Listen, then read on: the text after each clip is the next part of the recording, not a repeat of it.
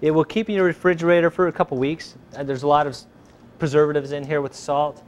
And the rice wine vinegar. You want to try it a little bit, Dean? Oh, you're allowed to actually use your fingers on my show. oh well. Okay, or you can use a spoon. I'll use my fingers though. Wow. You can taste the smoky flavor. That's amazing. Great. That's amazing. Okay, next, Okay. we'll let this sit for about a half an hour just for all those flavors to incorporate. While we're doing that, we will cook some trout from the Coeur'dAlene River. Here we go. Actually caught on the Coeur'dAlene River. Okay, Dean, now comes the time when we prep the snapper. The trick about prepping snapper or any kind of store-bought fish, specifically if it's not overly fresh, is to use a milk and a lemon juice mixture. Just fill a pan with the lemon juice and the milk, just a squeeze of lemon, milk, let it sit there for 3 or 4 hours.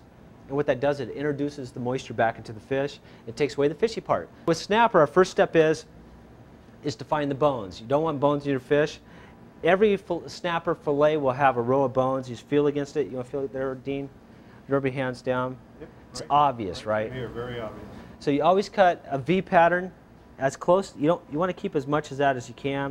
You cut a V pattern, and that takes that row of bones out. Then the second thing that carries the fishy flavor in especially snapper is the fat. You can see row of fat right along here. We just want to remove that. And that should remove most of the fishy taste. And I generally just cut this little tail off because that Oops. hey, we'll never know how fishy that is. But that's kind of fishy too. Okay? So we'll prep these up real quick. And these we're going to use for our, what are we going to use these for, Dean? That's going to emulate the whitefish in our tacos. So we can emulate the whitefish. I don't quite get that. That means we didn't catch whitefish. Oh, And you're bringing the subject up again. my fault. I took blame. I beat the heck out of the water. You fished like a true sportsman. Right. Okay, next, Dean, we're going to fry this fish. The key is we don't want the fish to be floury. We just want to taste the true fish essence. Enough stuff, the pico de gallo and all the other stuff that we're going to add to the fish will add plenty of flavor later. So go ahead and heat the pan. Here we go. We're using a wok because it has a larger cooking surface. Just crank that baby up. There we go. And it's kind of fun to cook with. So wait till the pan gets hot, pretty hot. Add a little bit of oil. The key is never to add too much oil. Obviously, we know the oil kind of takes away from the flavor. And we don't want oily fish. We're going to use canola oil for this dish, any kind of light vegetable oil. Again, olive oil will give the fish an olive oil taste, and we don't want that. We want to avoid that with this dish. Sometimes it's good, this time it's not. And again, a lot of the time you would flour these first, but we're not looking for a floury dish. We're looking for the fish to take on its own flavor and taste. So, Dean, saute the fish. Kind of give that pan a little shake, and it should release that stuff for you. There it goes.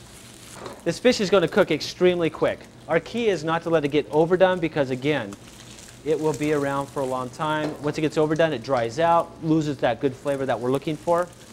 What do the other side do? Let's take a look. A little bit more. You want that fish just to break apart. As soon as it gets to that translucent, just break apart stage, it's perfect. Don't want to touch it after it gets there. See how on the edges we're just starting to get white? Yeah. Done. Turn it over. Now you can see again we want this color. Color adds flavor. Okay. Perfect. I think we're just about done, though. Okay, time to introduce some garlic. How much would you like? I like a lot of garlic, but it seemed like when we were in Mexico and the times I've been cruising around eating fish tacos, the garlic is a real important part. Okay. Garlic you always add to a pan when the pan is hot. Garlic is an aromatic. So you want the aromatic to release. So you add garlic to a hot pan before you add any other sauces. Garlic releases pungent flavor. If you don't, it gives it kind of a raw flavor, not real pleasing. That is just about done, Dean. So what do we do? Now it's time to break them up. Just kind of whisk them around. Oh yeah, mix the taco. There you go. Little pepper. The kosher salt. Perfect. And That's looking good. Now just to finish this off, we're going to squeeze just a little bit of lime in it. Give it that real Mexican flavor. Looks perfect. A little bit of lime. Perfect. That's done. Just like that. Remove it from the heat, place it to the back, and we'll hold it there. Now it's time to finish off our pico de gallo. Dean's generally a catch and release person. When he's on a long float trip, he'll catch a fish, maybe keep one or two to eat while he's at the campfire. This is how Dean traditionally cooks his fish. So I will help Dean spice that up just a little bit with an orange wine butter sauce to top it off with. Great addition around the campfire. Okay, Dean, what do we do? Okay, normally what we do is we catch the fish, and the fish has the head and the tail on it. These fish we caught, and they're rainbow trout, native rainbow trout, but to get them into our cooler that day, we had to make those smaller, which is a rarity on the river because you want the fish to be as big as you can get. But what we'll do with this fish is we'll take it, and I generally throw just a touch of salt on the inside. I take it over to the flour, I put a little pepper in the flour, and then I rotate the fish in the flour and pepper, giving it a nice coating and a good color. If I don't get some pepper on the side, I throw a little bit extra on. Now, this is a method I use a lot when I have a pan to fry in. If I don't, you can do the same type of method, but you don't use as much flour. You put it into aluminum foil, and you cook it on right over the flame of the fire. So spicing and all that is up to taste. Many of my friends go for a real good lemon pepper on trout, and on any fish lemon pepper is wonderful, but generally I go for the very basics. At this point, I place the trout into the fry pan. The fry pan has a little oil in it. Let's do a small one too here, Dino. We'll do a small one. These are beautiful rainbow trout. Notice that really nice pink skin in there.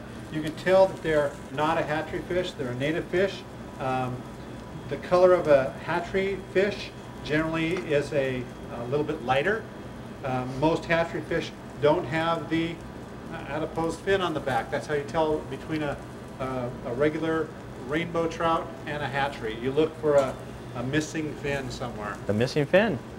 So we're going to do the same thing with this little trout. Great. And throw him right in there. And there you go. They start cooking. And basically, you cook them like you do at home. I'm just going to add a little bit more oil. They look thirsty. Great. Now just give them a whirl. And you want these to cook, Dean, with the skin on. Uh-huh. Why? Well, it keeps the moisture in. It keeps the meat from flaking away. It keeps everything intact until you get it to the plate and to the meal. Fish has a tendency when you cook it to start flaking apart. And so unlike our white fish where we wanted to flake apart to go into the taco, we want to keep these in really good portions for the plate. How much do I cook them on each side? I would look slightly at the bottom until there's a nice brown coating on there. And while I'm doing that, I'm also kind of glancing on the inside of the fish to make sure that the heat is going up and it starts to become white around the edges and on the inside. How's that look to you? Oh, that is nice. Nice brown. You can see the rainbow markings in there. These are wonderful fish. Now you want it just to get flaky, is that right, Dean? Yeah. You want it just to be able to pull from the skin? Dean, these are beautiful. So what we're going to do now, golden brown, done in the center, just underdone. They'll finish cooking on the tray, on the plate. We're going to take these out. This is yours. Oh, yeah. Because you're the big fisher guy. This little guy's mine. Now we're going to make that special sauce I was telling you about. There's already some flour in the pan because you've floured your fish. So what we're going to do is add first the aromatic garlic. Want that to get a little flavor in it. Smell that? Woohoo! Smells good. Okay, now we got that started. I'm simply going to use just wine, orange juice, and then a little butter to finish the sauce off. Okay. The garlic looks to be starting to take color, so I'll deglaze the pan, And what that does, it just gets all the stuff on the bottom off. Then obviously the alcohol was just burned off. But I just squeeze the orange juice, about 1/8 of a cup. We'll let that cook down for just a second because our key is this is going to be a thickening agent. Then butter. When you use butter to cook with, it's essential to have butter on ice. If it's not on ice, if it's at room temperature, it won't create that emulsion that we're looking for. We're looking for a real thick, rich sauce. And by letting this reduce down to almost where it is now, just so it just starts to bubble around the edges, there it goes. We'll slowly incorporate some butter. Dean, you want to throw another one of those in there? That was perfect. Butter is slippery. And the key here is that you want that butter to just melt. If you get it beyond the melt stage, it's going to, the sauce is going to break. And what it means when it breaks is it loses that real rich look to it and turns into kind of a greasy look. We don't like grease, Dean. Now you can see how it's getting real thick. Last bit of butter is just melting. Perfect. So what we'll do is we'll just top the fish with that. Sure, it adds a few calories, but incredible taste. Dean, all we got to do is plate tacos now. Yep. Okay, let's see how our pico de gallo is. Now with the fish tacos, you have lots of alternatives. How do they do it in Mexico, Dean? Let's be traditional. Traditionally, what they would do would be to fix up a plate. They'd have the taco shells sitting off to the side. They'd put the fish on the side of the plate, put the pico de gallo sauce next to it. Then it's like traditional that you'd make your own taco the way you're doing it right now. Just like this? Yep. Well, I'm making you a taco because you're my guest. And you make the tacos and you eat the tacos. That's basically it. One taco, one eating. So you wouldn't make a bunch of tacos like we do in America where you go Nope. to a fast food store and you buy 27 tacos? No, all the ingredients are there for you in different bowls, and you make it up yourself. So some of the other options might be guacamole. Some guacamole is an option. They usually have some onions on the side, cilantro. So most of the time, it was really unique when we were in Mexico. We were down 60, 70 miles below Cancun. The shops are very rustic. You are in Mexico when you're down below that area.